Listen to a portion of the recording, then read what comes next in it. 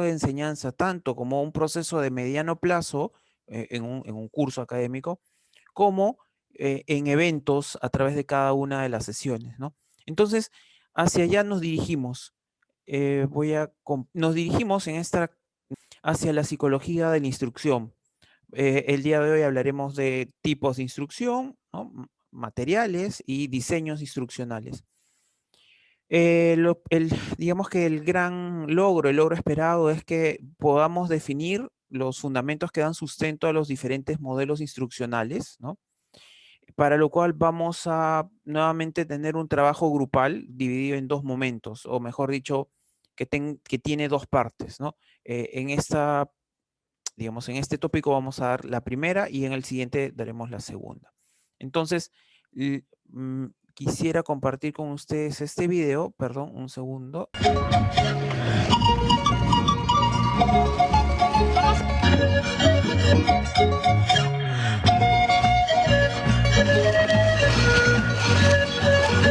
Ellos son Alfredo y Hugo, que con solo 9 años desafían las frías aguas del Titicaca, yendo sobre bateas de lavarropa a su colegio. Con solo verlos se nos escarapela el cuerpo. A 3.800 metros sobre el nivel del mar, navegan de esta manera durante hora y media a 6 grados de temperatura. Luego de una hora de recorrido ya estamos llegando a la isla Macano Chico, donde viven estos dos pequeños que utilizan estas bateas de lavar ropa para ir a sus colegios. Son las 8 de la mañana y Hugo ya está listo para partir. Lleva consigo su morral con sus pocos cuadernos. En la orilla de la isla lo espera su primo Alfredo, también con su improvisada embarcación con la que navegan 2 kilómetros de distancia para llegar a su escuela. ¿Qué has puesto ahí? Algunas cosas, ¿qué has puesto? Colchas, ¿qué más? Y una casaca, ¿no? Casaca. ¿Sabes nadar? Sí. ¿Sí? ¿Y si se voltea tu batea, qué pasa? Puedo nadar. ¿Puedes nadar? ¿Y no está fría el agua? Durante hora y media y remando con sus propios brazos, navegan por las heladas aguas del lago Titicaca que le congelarían la sangre a cualquiera, pero ellos no sienten frío. Parecen disfrutar de este temerario viaje, mientras nosotros teníamos los pelos de punta. Alfredo, ¿qué haces? ¿Para llegar limpio al colegio? Sí, ¿te estás lavando la cara? ¿No está fría el agua? Hugo es el más travieso, en todo momento parece competir con su primo, hasta que se logra divisar a lo lejos la isla Negrone, su destino. Ha pasado poco más de hora y media desde que salieron de sus casas. En un bote a motor hubieran llegado en solo 20 minutos. ¿Cansado, Hugo? Sí. Sí, bastante remado. A ver, tus manos están heladas, ¿no tienes frío? No. ¿No? Estás sin zapatos también. ¿Por qué tú vienes en esas bateas? Porque no hay bote. ¿No hay bote? Sí. Sí. ¿Y el bote que está en tu casa, tu papá lo utiliza para qué? Para pescar. ¿Nunca se ha mojado tu cuaderno? Sí. ¿Sí? Sí. ¿Varias veces? Sí. ¿Sí? ¿Y qué has hecho? Lo hice cabo. ¿Cómo? Un saludo. ¿Con el sol? Vienen en bateas, ¿no? Algunos. Los de acá cerca, sí, vienen, sí. ¿No han venido mojados así? Sí llegan mojados, hasta sus útiles. Hugo nos cuenta que hay días que hace la travesía en el bote de uno de sus amigos. Hasta hace un tiempo era común ver a niños trasladándose al colegio de esta manera, pero ahora existen embarcaciones que han donado para tal fin. El año pasado, 2013, el 14 mejor dicho. Ya se están saliendo. Ya se están malogrando, ya están agrietándose, algunos están pudriéndose y rompiendo. Y hay que ya cambiarlos, sí. Necesitamos otras lanchas nuevas para que por lo menos les aguanten unos 4 o 5 años. Aquí no hay miedo que valga. Hugo solo quiere estudiar y ser alguien en la vida. ¿Qué quieres estudiar cuando seas más grande? ¿Vas a ser médico, policía? ¿Qué vas a hacer? Policía. ¿Policía? ¿Te gusta ser policía? Sí. Este futuro policía vive junto a su familia en la isla Macano Chico, ubicada a 1 hora en bote a motor desde la ciudad de Puno. Sus 6 hermanos, sus 2 sobrinos recién nacidos y sus padres viven en esta pequeña cabaña. ¿Podemos conocer tu casa? No sé. ¿Por qué? Para que nos muestres dónde duermes, pues queremos conocer. Sí. ¿Sí? A ver, invítanos a pasar, ayúdanos a pasar. ¿Dónde duermes? Besito. Acá. ¿Con quién duermes acá? Con mis hermanos. Con tus hermanos. Sí. 2 hermanos tienes, ¿no? Sí. ¿Sí? ¿Tú eres su hermano? Sí. ¿Dónde duermes tú? Acá, con él. Los 2 se calientan. ¿Por el frío? Sí. Sebastián es el más pequeño en la casa y al igual que sus hermanos, camina descalzos y hasta come chupetes de hielo a pesar del inclemente frío. ¿Ustedes no tienen frío? ¿No? Estamos calientes. ¿Están calientes? ¿Están calientes? Sí. Yo estoy que me muero de frío. Yo tengo un gorro, tengo varias medias, 2 pantalones, casacas y ustedes están sin zapatos. A ver, tu pie. Está frío. A ver, Hugo, tu pie. Está frío. ¿No tienes frío? ¿No? Enfermarse implica ir en bote hasta la posta médica que queda a 2 horas del lugar. ¿Y no se enferman sus hijos? No. Son fuertes. Sí. La pesca es su principal actividad económica y los demás alimentos los consiguen a través del trueque, que igual es insuficiente. Cambian pescado, ¿por qué? Con papas así torgamos, ¿ve? Ajá, con frijoles. Sí. Sí. ¿Y pueden mantener a sus 7 hijos? ¿O es difícil? Difícil. Difícil es. Doña Martina prepara los alimentos para los 10 integrantes de su familia en este pequeño ambiente. ¿Arroz con qué? Caldo. ¿Caldo de gallina? No. ¿De qué? ¿Qué es eso? Choca. Choca. Sí. Es un ave de acá. Sí, de ¿Sí? Uro, sí. Sí. ¿Se come bastante eso acá? Sí. A la señora Martina a cocinar para que nos invite. Si no, no nos va a invitar. ¿Por qué?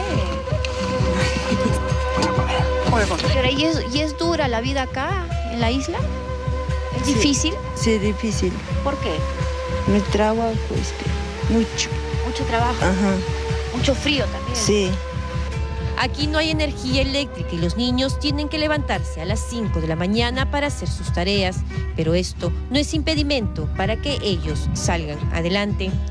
¿Tienes buenas notas? Sí. ¿O malas? Bueno. Buenas notas. A ver, enséñame tus cuadernos. ¿Dónde están tus cuadernos? Queremos verlos. ¿Tú sabes multiplicar? ¿Sabes sumar? ¿Qué sabes? Sumar. Sumar. A ver, ¿cuánto es 4 más 4? 8. 8. Al toque nomás, ¿ah? A ver, 6 más 6. 12. Al toque. A ver, una más difícil. 12 más 12. 12 más 24. Te las sabes todas, Hugo. Dejamos a Hugo en medio del imponente lago Titicaca, en este lugar que lo vio nacer con su sueño de convertirse en policía y con la esperanza que algún día la ayuda que necesitan llegue a ellos. Wanderita, wanderita, wandera muy bonita. Qué bonitos hogaremos en mi escuelita. Qué bonitos hogaremos en mi escuelita. Vamos a empezar. Creo que es sumamente interesante ver cómo si cada uno de nosotros tuviese que elaborar o planificar o pensar una sesión de aprendizaje en un contexto como este, lo haría de una forma, para empezar, distinta entre nosotros mismos y en segundo lugar, distinta como planificaríamos una sesión de aprendizaje aquí en Lima, en los contextos en los que nos desenvolvemos. Y efectivamente tiene que ver con que cada contexto, cada, digamos, proceso de enseñanza-aprendizaje requiere primero ser pensado, ¿no? Ser planificado. No se puede, creo yo, a estas alturas del partido no se podría proponer una suerte de enseñanza espontánea, no, inestructurada, sin una planificación, ¿no? Entonces, para poder comprender eso, ¿no? Para poder entender digamos, la importancia de la planificación, del pensar, vamos a traer a colación este concepto, ¿no? El diseño instruccional, ¿no? El diseño instruccional es un término, pues, eminentemente pedagógico, ¿no? Ahí es como que estoy colocando el pie en un campo en el que, digamos, en un inicio no me he formado, ¿no? Em, Vamos a definir el diseño instruccional como un proceso de, y aquí empieza la discusión, ¿no? Planificación, dicen algunos, diseño, dicen otros, creación y preparación. Cada uno de esos términos tiene una connotación distinta, ¿no? Eh, pero en todo caso hay que pensar en un proceso de organizar, ¿no? Recursos, métodos, actividades y oportunidades óptimas para el aprendizaje. Recursos con los que se van a trabajar, métodos o estrategias, es decir, qué es lo que, digamos, qué cosas se van a realizar paso a paso, ¿no? Qué actividades en específicos, ¿no? O el término, qué oportunidades óptimas o condiciones óptimas de aprendizaje, ¿no? Es decir, cuál va a ser el escenario en el que nos vamos a ubicar junto con los estudiantes para que puedan aprender. Entonces, todo este ejercicio de organizar, de planificar, ¿no? De preparar, constituye el núcleo central del diseño instruccional. Claro, es un diseño orientado hacia un objetivo en particular, que son los objetivos de aprendizaje, pero que dentro del cual entra, digamos, aparecen, ¿no? Se implementan estos recursos, métodos y actividades, ¿no? Este proceso, ¿no? Se sostiene sobre los aportes de la psicología educativa, los aportes que ya hemos venido discutiendo, el tema de motivación, por ejemplo, el tema de cuál es el posicionamiento, cuál es la teoría de aprendizaje, es decir, qué entiendes tú por aprendizaje, que va a configurar también todas tus actividades y recursos, el clima que se genera dentro del entorno de aprendizaje, el clima socioemocional, ¿no? Que también constituye un elemento clave. En fin, todos estos procesos, todos estos tópicos que han sido abordados por la psicología educativa, todos los insumos, las conclusiones, las elaboraciones, se ponen al servicio del diseño instruccional. Entonces, quien en algún momento haga, digamos, digamos, haga un diseño instruccional, es decir, haga todo este proceso de planificación, etcétera, etcétera, pues deberá o debería haberse empapado o haber asumido por lo pronto ciertas posturas en relación a todos los aportes de la psicología educativa a los procesos de enseñanza-aprendizaje. Cuando hablamos de ese campo en específico, podemos hablar de la psicología instruccional o psicología de la instrucción. Veámosla un poquito más, digamos, en acción, ¿no? El objetivo de la psicología instruccional es, sobre todo, investigar, saber cómo se obtiene el conocimiento y cómo se desarrollan las habilidades cognitivas a través del diseño de condiciones de aprendizaje. Dicho de otra forma, ¿qué ocurre dentro de un proceso de enseñanza-aprendizaje en cuanto a la adquisición del conocimiento, a la construcción del conocimiento, en cuanto al desarrollo de habilidades cognitivas, ¿no? Para ello, vamos a entender la instrucción como un proceso que incluye, por un lado, la sistematización de todos estos elementos que hemos venido discutiendo, que intervienen dentro del escenario educativo. Y aquí pueden haber discusiones, ¿no? Porque una mirada, que es la mirada que ha priorizado el curso, apunta a fenómenos como motivación, como los distintos procesos cognitivos, como atención, memoria, ¿no? También como un posicionamiento, o sea, del docente en cuanto a qué es lo que él entiende que va a ocurrir en su salón. Dicho de otra forma, cuál es la teoría de aprendizaje que el docente va a manejar en su contexto en particular. Pero podríamos ampliar un poquito más, ¿no? Porque la instrucción, si quiere ser fiel, quiere ser coherente y quiere incorporar todos los elementos que participan en una clase, en realidad lo que hemos mencionado serían el núcleo central, pero si tenemos una mirada un poquito más crítica, más problemática, podríamos decir que hay otros elementos que participan en la clase, como por ejemplo los que hemos visto en el video, ¿no? Temas de, digamos, acceso a recursos, movilidad, condiciones hasta climáticas, ¿no? Eh, eh, contextos políticos, políticas educativas, ¿no? Políticas sociales, en fin.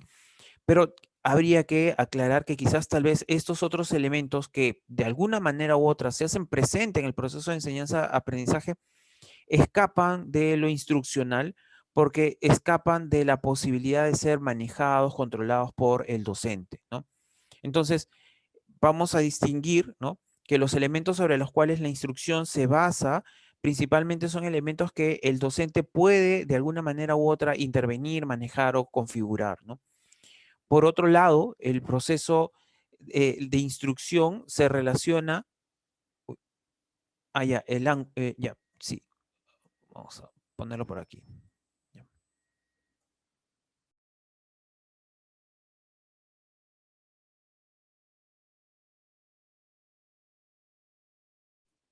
Ya.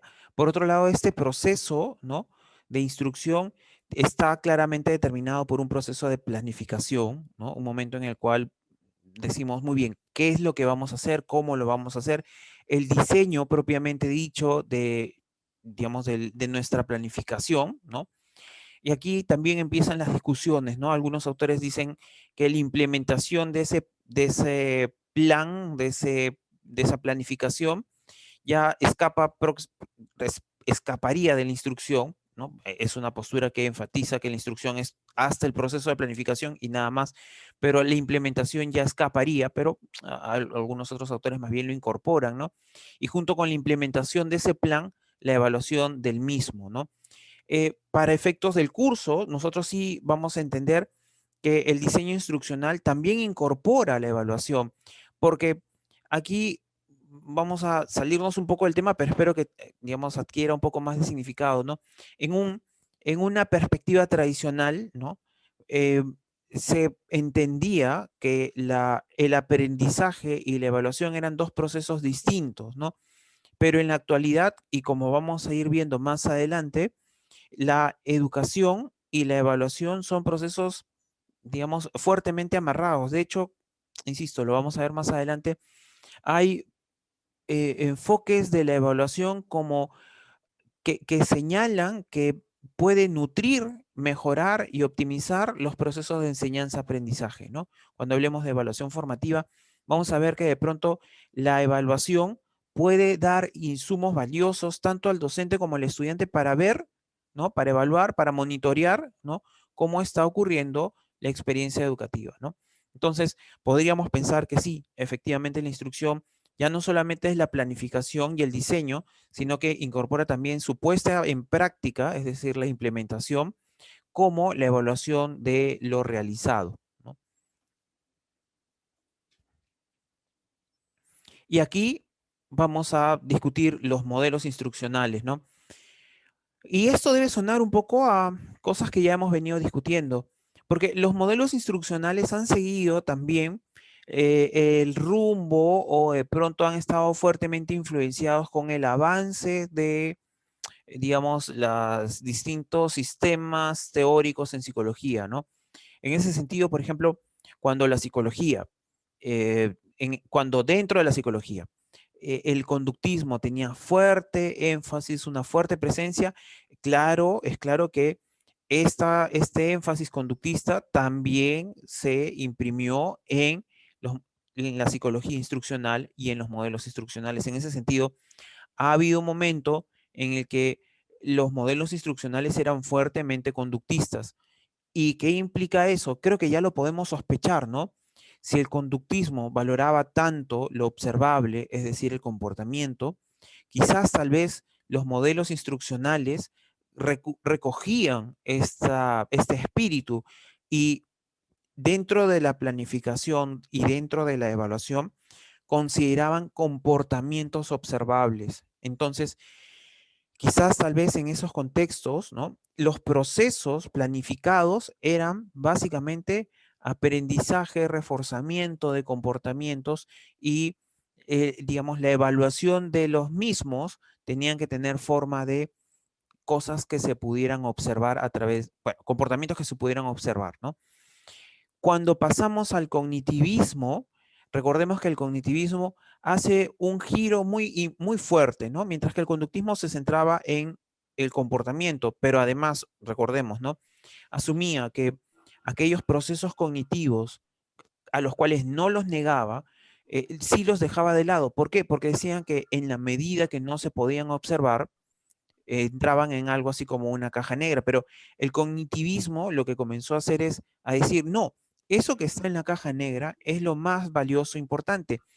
A partir de eso, el proceso de aprendizaje, y obvio está que la planificación del mismo, es decir, los modelos instruccionales, comenzaron a poner énfasis en los procesos cognitivos sobre todo, atención, concentración, pero fundamentalmente la memoria.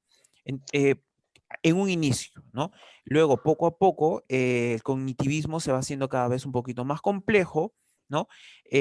Comenzamos a distinguir procesos ya básicos de los superiores, recuerdan eso, ¿no? Estos procesos superiores son procesos que se pueden mirar a sí mismos, que son un poquito más controlados, ¿no? Hasta que llegamos al constructivismo, ¿no? Que me parece, es una valoración muy personal, es una complejización de lo cognitivo, ¿no? En el constructivismo me parece que el énfasis sigue siendo en los procesos cognitivos, pero esta vez se pone énfasis, se marca en un rol activo del estudiante. Incluso hasta el cognitivismo podríamos reconocer, encontrar cierto rol protagónico del docente, pero con el constructivismo el rol del docente cambia, ¿no? Se vuelve un facilitador, el rol del estudiante adquiere mucha más importancia porque es quien construye el aprendizaje y ahí los modelos instruccionales comienzan a tener un marcado énfasis en la construcción del aprendizaje, ¿no? En lo creativo que puede ser una sesión de clase, ¿no? En las habilidades que se pueden desarrollar en los estudiantes. Me detengo aquí para saber si es que queda claro, si es que hay alguna duda. Está claro, profesor. ¿Sí? Buenísimo. Aquí estamos viendo en todo caso, ¿no? Cómo es que el mismo avance de la psicología, con especial énfasis en la psicología del aprendizaje, va imprimiendo, no va dejando su huella en el campo de la educación y específicamente en el campo de los diseños instruccionales. Entonces, ahora entremos a profundizar en cada una de estas etapas, ¿no? Que por cierto, no podríamos decir que una cancela a la otra. Yo creo que hay momentos, como lo hemos visto la semana, bueno, en en las sesiones anteriores, ¿no? Donde por ocasiones lo conductista aún tiene lugar, aún está presente, ¿no? Otros momentos, otros contextos en los que lo cognitivo también está presente. Veamos, ¿no? Dentro de la etapa conductista, del auge conductista, dentro de los modelos instruccionales, se entendía, como ya lo veníamos sospechando, ¿no? Se entendía el aprendizaje como cambios de la conducta, cambios observables de la conducta. Es decir, cuando un estudiante aprendía, cuando su comportamiento cambiaba, ¿no? Cuando, por ejemplo, para resolver una situación, ya no utilizaba una estrategia inadecuada y comienza a utilizar una estrategia que sí le permite solucionar un problema. Entonces, el aprendizaje ahí es fundamentalmente adquisición de nuevos comportamientos, ¿no? El aprendizaje se logra cuando se demuestra una respuesta apropiada, ¿no? Cuando se ha adquirido un nuevo repertorio de conductas ante un estímulo. Noten que aquí estamos casi usando un lenguaje, pues, conductual, ¿no? Así con la campanita, ¿no? Del perrito de Pavlov, ¿no? Y es que es el auge del conductismo más clásico, ¿no? Del primero, el clásico y luego el operante. Nuevamente, el aprendizaje es adquisición de comportamientos, ¿no? Pero claro, son comportamientos que tienen que responder a determinados estímulos del ambiente. Ahora, ¿qué influye en el aprendizaje? Las condiciones ambientales. Porque lo que lo que ocurre, o mejor dicho, el supuesto del conductismo, es que el ser humano, ¿no? Por sobre todas las cosas, reacciona a estímulos del ambiente. Entonces, en la medida que se pueda controlar, ¿no? No solamente los estímulos, sino las respuestas a esos estímulos, ahí está lo más fuerte del aprendizaje. Ahí está, en todo caso, lo que puede influir más en el aprendizaje. Esa respuesta a las condiciones ambientales. Como podrán sospechar, ¿no? En la medida que sea una respuesta a condiciones ambientales, estamos hablando de una suerte de condicionamiento donde la memoria no es tomada en cuenta, no tiene tanta importancia. Recordemos incluso que en los modelos conductistas clásicos y operantes no se habla de memoria, ¿no? La memoria está en esa caja oscura, ¿no? Ahora, uno podría decir, pero no entiendo, ¿no? Si en el conductismo las personas reaccionan a ciertos estímulos, ¿cómo explicar cuando no aparece el mismo estímulo, pero aparece un comportamiento igual, ¿no? O cómo explicar de pronto cuando un estímulo es totalmente novedoso y las personas no se quedan, digamos, impávidas y no se movilizan, ¿no? ¿Cómo explicar eso? Pues se habla de una transferencia, es decir, se transfiere el comportamiento adquirido, ¿no? Aprendiendo nuevas situaciones, ¿no? En ese sentido, de pronto, claro, no aparecerá el mismo estímulo, pero aparece el mismo comportamiento porque se ha transferido, ¿no? Es decir, el aprendizaje de un nuevo estímulo, ¿no? Afecta el antiguo porque el antiguo se amplía, es decir, el comportamiento puede ampliarse a más condiciones ambientales, a más estímulos, ¿no? Entonces, lo que en realidad está ocurriendo es una transferencia, ¿no? Una transferencia de, este es un comportamiento que se disparaba con un estímulo en particular o con ciertas condiciones en particulares, pero ahora ha ampliado su campo y también reacciona ante otras condiciones parecidas, ¿no? Los principios básicos del conductismo, ¿no? Tenían que ver con, primero, el objetivo era producir resultados observables, es decir, todo aprendizaje tenía que poder observarse a través de comportamientos por sobre todo, ¿no? También podían ser a través de productos, pero con tal de que se puedan observar, ¿no? Es decir, producciones, ¿no?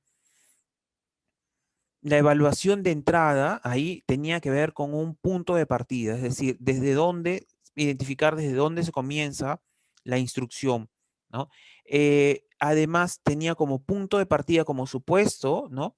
La idea de que dominar los primeros pasos era necesario para progresar a niveles más complejos. En ese sentido, por ejemplo, era necesario que las personas pudieran adquirir ciertos comportamientos mínimos indispensables para poco a poco hacerlos más y más complejos. Como sospecharán, ¿no? El conductismo, ¿no? Este conductismo, insisto, de las campanitas, de los premios y castigos, pues esa lógica también se marca dentro de los escenarios de aprendizaje y aquí también se utilizan una suerte de premios y castigos, pero que llamaremos pistas, indicios, ¿no? Pero también reforzadores conductuales, reforzadores por encima de los castigos, ¿no? Recordemos que el conductismo también hace una crítica al uso del castigo dentro de los escenarios educativos. Entonces, creo que resultaría claro notar cómo es que en el conductismo todo el lenguaje conductista, todo el lenguaje de comportamientos condicionados, ¿no? De reforzadores, ¿no? De comportamientos observables, toda esta lógica se traslada, se adapta al escenario educativo y se adapta también a la planificación de condiciones de aprendizaje. Pero cuando pasamos al modelo cognitivista, ¿no? Podemos notar que hay, como les comentaba, un giro fundamental, importantísimo, ¿no? El cognitivismo lo que hace es decir, no, son los procesos cognitivos, es decir, estos procesos que tienen que ver con manejo de información, con gestión de la información, con almacenaje de la información, con recuperación de la información, son esos procesos los más importantes. Entonces, todo el proceso de aprendizaje se comienza a describir, a comprender y a analizar en función a esos procesos. ¿Cuáles son esos procesos? Pues la sensación-percepción, la atención-concentración, la memoria, el lenguaje, la conciencia, ¿no? La inteligencia, en fin. Ahí hay una serie de procesos que de pronto entran en juego para describir qué es lo que ocurre en un escenario de aprendizaje. Entonces, Sí, lo más importante son estos procesos mentales, ¿no? ¿Qué es lo que más influye en el aprendizaje? Pues influye precisamente esa actividad mental, ¿no? Esa actividad mental, esos procesos en particular, ¿no? Que conducirán a recibir ciertos estímulos y responder ante ellos, ¿no? Que permitirán de repente eh, formular procesos de planificación, de alcance de metas, de estrategias, ¿no? En función a considerar lo que sabíamos o lo que sabíamos sobre cada uno de estos procesos, es que los educadores que se ubicaban dentro del diseño instruccional cognitivista planificaban sus procesos de aprendizaje, planificaban cómo capturar la atención, planificaban cómo generar motivación. Algunas cosas aún han quedado, ¿no?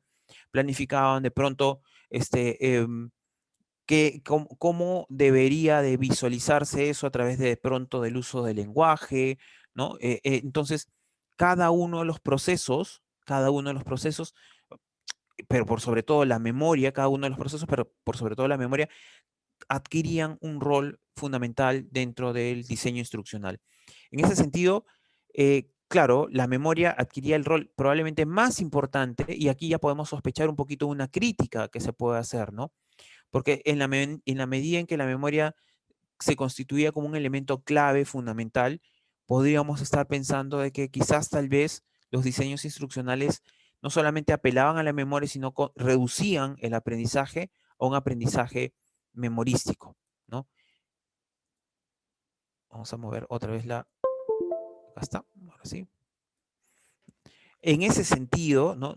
La transferencia de un conocimiento a otro es una función de cómo se almacena la información en la memoria, cómo un estudiante entiende que puede aplicar el conocimiento en otros contextos distintos, ¿no? Entonces, nuevamente pensemos, ¿no? La educación nos provee de una serie de conocimientos, nos provee de una serie de herramientas, eh, pero para el cognitivismo, esas herramientas luego adquieren, o mejor dicho, su uso se transfiere a otros escenarios distintos, ¿no?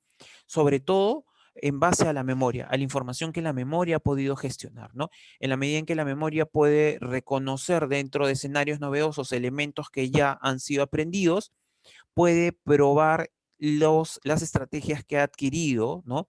En condiciones distintas. Y los principios básicos de este tipo de diseño están marcados porque el objetivo fundamental era la creación de ambientes de aprendizaje que estimulen a que los estudiantes puedan hacer conexiones entre el material previamente aprendido y nuevas condiciones, ¿no? Nuevos escenarios, ¿no? Aquí ya estamos, ¿no? Esa suerte de transferencia de lo aprendido con, de pronto, nuevas condiciones ya nos acerca a un tipo, algunos autores en particular, que seguramente ya estarán recordando, ¿no? Pero también da cuenta de cómo es que este material nuevo, ¿no? Como ahorita te doy el pase, Lucho, cómo este material nuevo se incorpora a lo ya conocido. Ahora sí me detengo y escuchamos a Lucho. Jorge, solamente para indicarte que hay un recuadro negro en la parte superior que no deja ver el título. Sí, Sí. ahora sí. Nada más. Sorry. Ya, listo. Ya.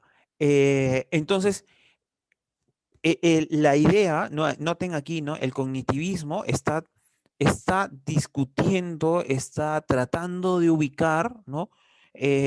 Primero, a la memoria como un elemento protagónico, fundamental. La memoria procesa, gestiona y recupera todos los aprendizajes, ¿no?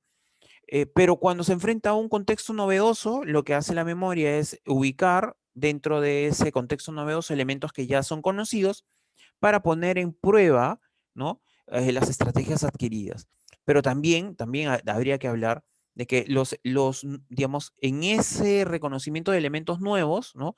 Y en ese probar si es que la estrategia funciona o no, se incorpora nueva información. Entonces ahí creo que estamos hablando ya en términos piagetanos, ¿no? El incorporar nueva información a bagajes antiguos, ¿no?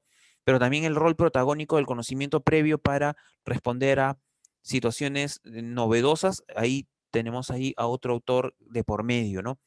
Ahora, el supuesto fundamental de este modelo instruccional es que la estructura, la forma como se organiza, la información facilita el óptimo procesamiento, ¿no?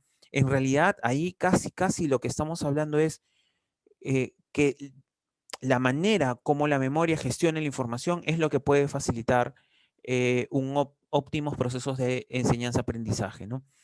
El énfasis dentro de este modelo está puesto en una participación activa del estudiante, ¿no? Es el estudiante el que comienza a adquirir un rol protagónico y al mismo tiempo un análisis jerárquico para identificar e ilustrar las relaciones de prerequisito, es decir, qué cosa se necesita antes de poder adquirir ciertos aprendizajes, ¿no? Ya, en relación al constructivismo, em, aquí el aprendizaje, como ya lo sospechábamos, ¿no? Es una creación de significados, ¿no? Son los estudiantes quienes, digamos, apoyados o acompañados por los docentes, construyen nuevos significados a partir de sus propias experiencias. Recordemos que ya el lugar de las experiencias, de lo conocido previo, ya tenía lugar en el cognitivismo, solo que aquí adquiere el rol protagónico, ¿no? Lo que los estudiantes conocen, las experiencias previas, es el punto de partida, ¿no? Para que emerjan nuevos conocimientos, para que se le dé significancia a los nuevos conocimientos. En ese sentido, el aprendizaje debe considerar, examinar la experiencia en su totalidad, es decir, conocer la experiencia de quienes se acercan a la educación para tomarla como punto de partida indispensable. Aquí hay una amplia variedad de factores que pueden intervenir, unos propios del estudiante, es decir, las propias experiencias del estudiante, pero también el ambiente en el que se encuentra, es decir, las nuevas condiciones, o mejor dicho, los nuevos contextos sobre los cuales el estudiante tiene que aprender, y la interacción entre estos, es decir, entre el ambiente, entre lo novedoso y las experiencias previas del estudiante, son los tres factores importantes que intervienen dentro del constructivismo, y son tres factores que quien hace diseños instruccionales desde esta perspectiva tiene que considerar. Es decir, cómo es el estudiante, con qué experiencias previas viene, hay que conocer esas experiencias previas, ¿no? Y qué ambiente le voy a disponer para que se desarrollen los nuevos contextos, digamos, los nuevos contextos de aprendizaje, ¿no? Así que para ser exitoso, el aprendizaje debería incluir justamente una actividad, es decir, una interacción, ¿no? Dentro de un contexto, dentro de una cultura, ¿no? Y para que se adquiera o se, digamos, desarrolle o se incorpore un nuevo conocimiento. Esto marca un aspecto muy interesante porque, por ejemplo, las escuelas constructivistas, digamos, eh, las escuelas profundamente constructivistas o honestamente constructivistas son muy particulares. Incluso los NIOs también son muy particulares. Nosotros seguramente podemos ver con relativa facilidad estos nidos donde las paredes están repletas de dibujos de múltiples colores, ¿no? Personajes, no sé, de Disney o de otras películas, ¿no? Ambientes muy cargados de colores. Una escuela constructivista, un nido constructivista, tiene las paredes blancas o blanco humo, ¿no? Es decir, tienen un color neutral, ¿no? Casi hasta un poco triste, diríamos, ¿no? Pero ¿por qué? ¿Por qué tienen estos, digamos, esta característica?